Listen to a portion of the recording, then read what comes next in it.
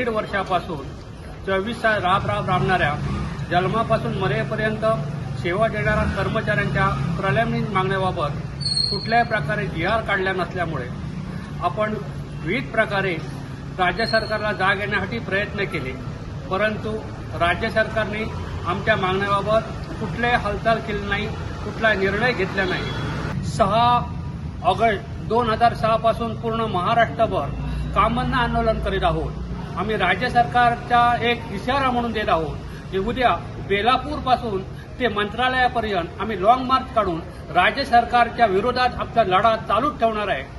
जोपर्यंत आमच्या मागण्या पूर्ण होत नाही तोपर्यंत आमचा काम बंद आंदोलन आम्ही अशाच जोराने एकाच हिमतीने एकजुटीने चालू ठेवणार आहे।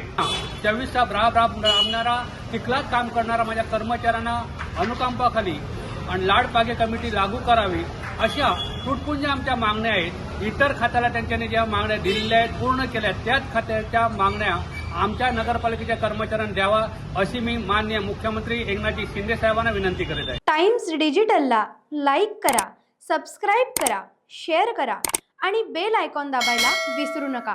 Times digital.